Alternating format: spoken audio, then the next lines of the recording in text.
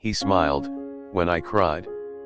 And in that moment, I realized not everyone with a kind face has a kind soul. Some people don't hurt you by accident. They enjoy it. They study your weakness and then smile as they destroy you. We all make mistakes in judging people. Some wear masks so perfect, you'd never suspect what hides underneath.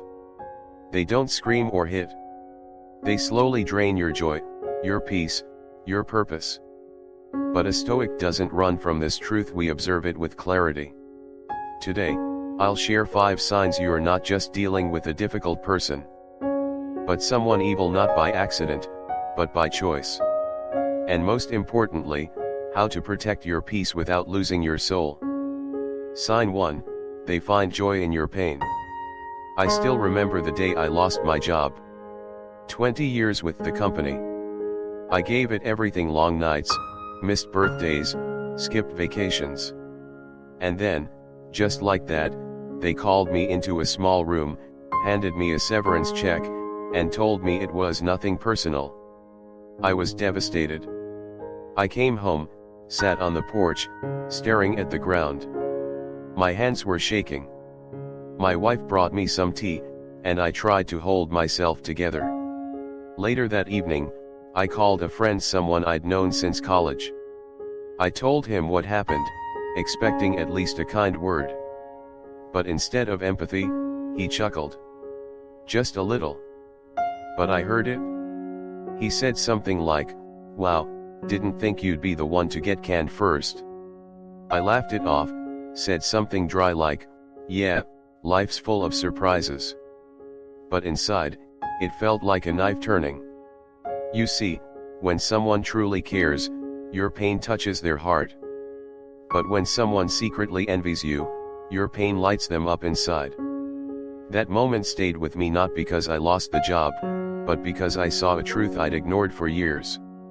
Seneca once wrote, "It is the mark of an evil man to feel joy in the misfortunes of others." Not anger. Not indifference. Joy. There are people maybe even close to you who seem warm on the outside, but inside, they cheer when you fall.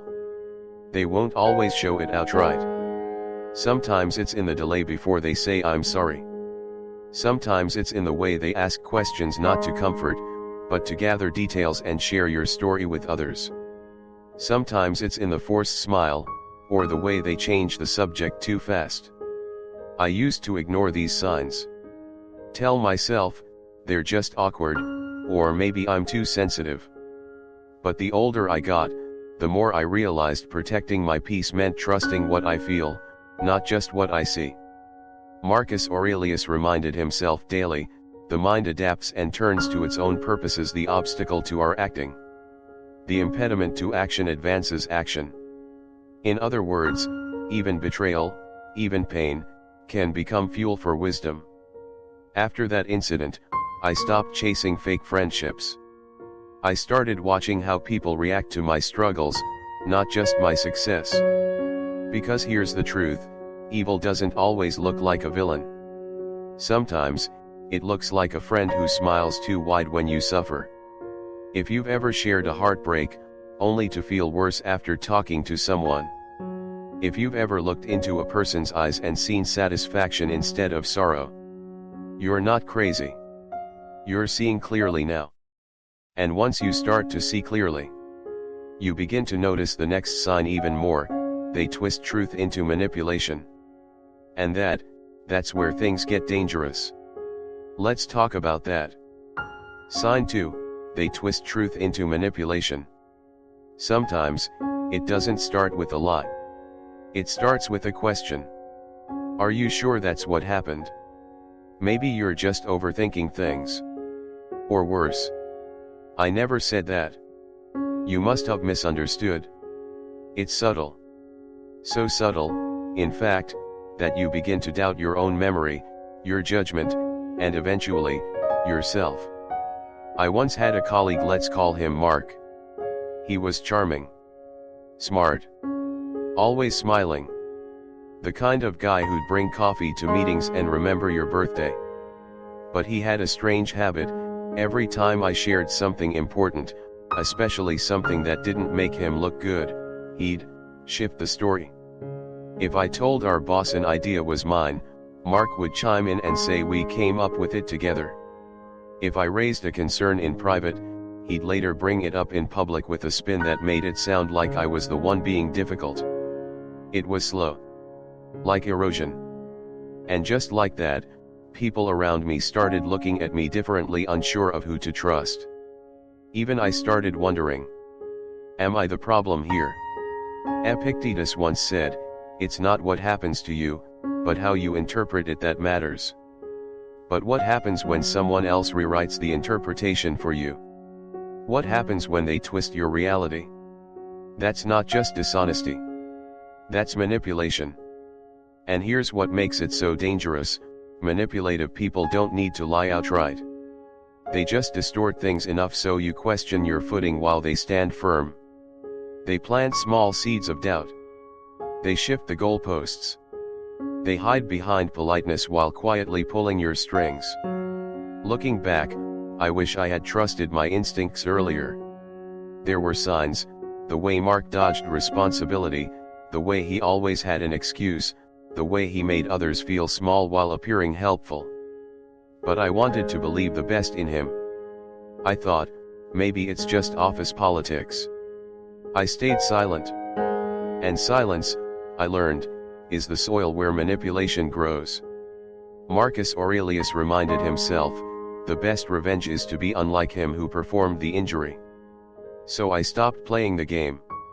I began writing everything down. Emails, conversations, decisions. I kept a clear record, not to accuse, but to protect my mind from being twisted. Most importantly, I stopped explaining myself to people who were committed to misunderstanding me. Because sometimes, clarity is your greatest shield. If someone in your life keeps making you feel like the story keeps changing, if every disagreement somehow ends with you apologizing, if they always have the upper hand in conversations, even when they were the ones who started the fire, then pause. Not to fight, but to observe. A person who distorts the truth doesn't just steal your words. They steal your peace. And once you start protecting that peace, you'll begin to notice something even more unsettling. Sometimes, they don't just lie. They pretend to care. Next, we'll talk about the third sign: they fake empathy, to stay in control. Stay with me. Sign 3, they fake empathy for control. Sometimes the most dangerous people don't yell. They whisper. They lean in with soft eyes. They say things like, I just want to help you. You know you can trust me. I care. I really do. But somehow, after every conversation, you feel smaller. Weaker. Like you owe them something. Years ago, I went through a divorce. It was one of the hardest times in my life. Lonely dinners. Sleepless nights. An empty side of the bed. In the middle of it all, a coworker, let's call her Diane, started checking in often. She'd bring me coffee in the morning. Ask how I was really doing. Even stayed late after work just to keep me company. At first, I was grateful. Her kindness felt like a warm blanket on a cold day. But little by little, things changed. She'd remind me, you know, I'm the only one who's really been here for you. She'd hint that others at work were talking behind my back except her, of course. And every time I made a decision she didn't agree with, she'd withdraw. Go cold. Sometimes for days. That wasn't kindness. That was control wearing the mask of care. Seneca once wrote, he who does good with the hope of reward, or to gain influence, is not truly good. True empathy doesn't bind you. It frees you. It helps you stand up, not make you more dependent. But fake empathy, it's strategic. It's built on emotional debt. And the goal isn't to support you, it's to own a piece of you. When you're vulnerable, it's easy to confuse attention with love. But the Stoics teach us, don't judge the appearance. Judge the intent. Epictetus said, First, learn to know the difference between what appears good and what is truly good. I eventually saw through Diane's behavior. It wasn't one big moment. It was the accumulation of little things that didn't feel right. So I stepped back. Set boundaries. And when I did, the warmth disappeared instantly. Because without my pain to feed on, she had no reason to stay. That was the day I learned, some people don't help you heal, they help you stay broken, because it keeps you close. So if someone keeps checking in, but it always ends with you feeling guilty. If they say they care, but you feel trapped instead of safe, it might not be empathy. It might be control.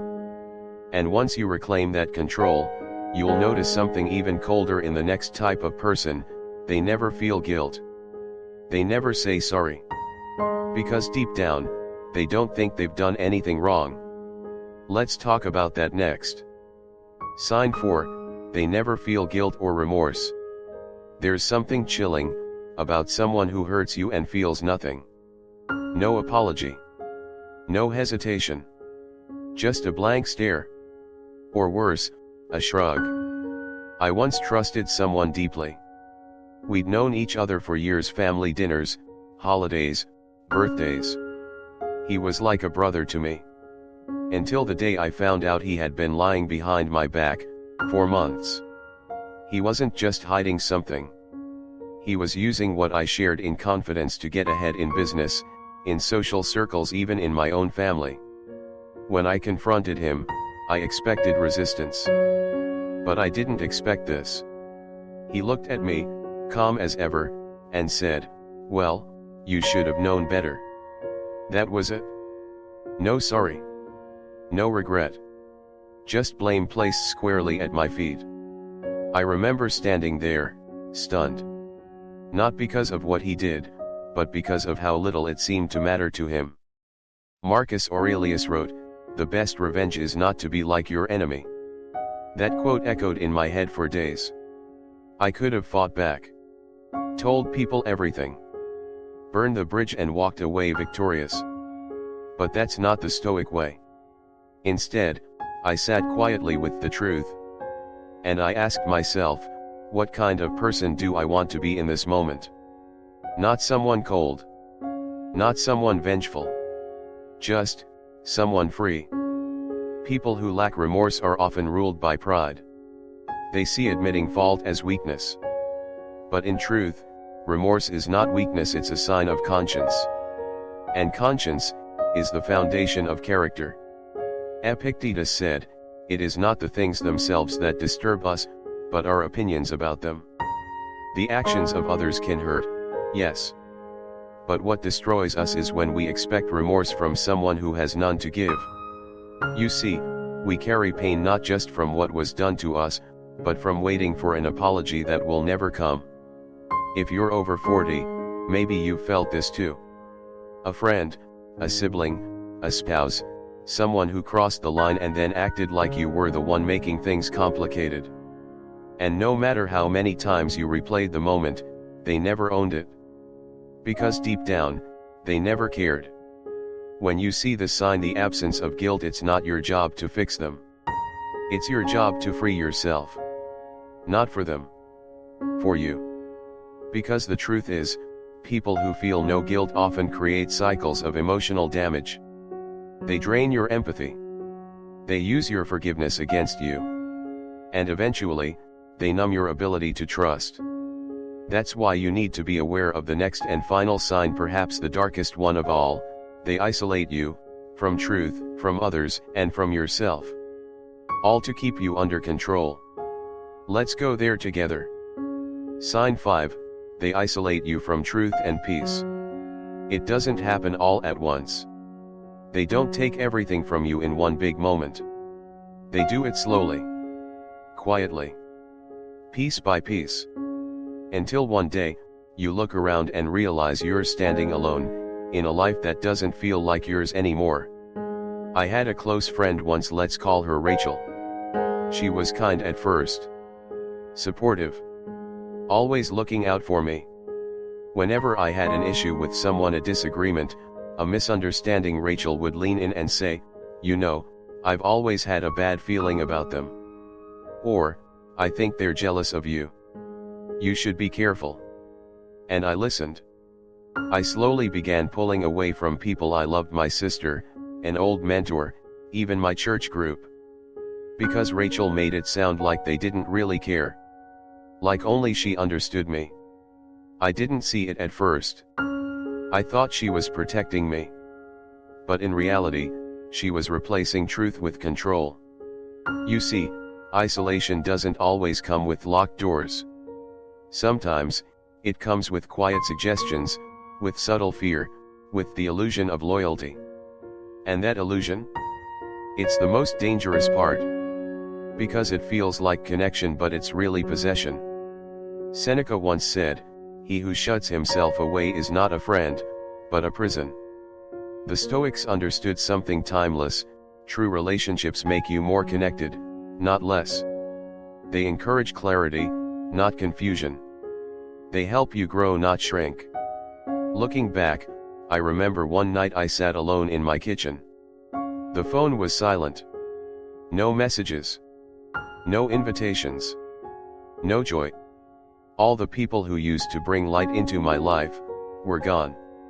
Not because they abandoned me, but because I'd pushed them away under someone else's influence. That's when I knew I wasn't living in peace. I was living in emotional captivity. Epictetus taught, "No man is free who is not master of himself." And I had handed that mastery away. Not to violence. Not to cruelty.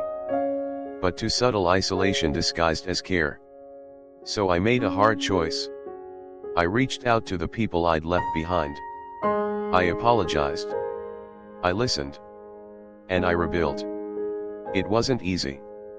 But it was the only way back to truth and peace. So if someone in your life is always the first to plant doubt, if they make you question the people who truly care about you, if their protection comes at the cost of your connection, then step back. And ask yourself, am I growing with this person or slowly disappearing? Because true peace doesn't isolate. It includes. It heals. It frees. And sometimes, the most stoic act of strength is to walk away from the one who wants to keep you caged, even if they never raised their voice. Let this be your reminder: you don't need permission to reclaim your peace. And maybe, just maybe, that's the exact reason they tried to take it from you. So, maybe as you listen to these 5 signs, a name came to mind. A face. A moment you've been trying to forget, but that still lives somewhere deep in your chest. And maybe for the first time you're beginning to understand. It wasn't your fault. You weren't too sensitive. You weren't imagining it. You were simply in the presence of someone who wore kindness like a costume, but used it to control, manipulate, and isolate. The Stoics never taught us to run from darkness. They taught us to recognize it, accept what we cannot change, and walk in virtue regardless. Marcus Aurelius once wrote, "The soul becomes dyed with the color of its thoughts." So protect your thoughts. Guard your peace. And remember, you don't owe anyone your silence, your doubt, or your suffering. You owe yourself truth. And truth, even when painful, always leads back to freedom. If this video helped you see something more clearly, hit subscribe for more Stoic wisdom and real-life lessons spoken simply, shared with heart. Speech balloon. And if you feel like talking, drop a comment below. You're not alone.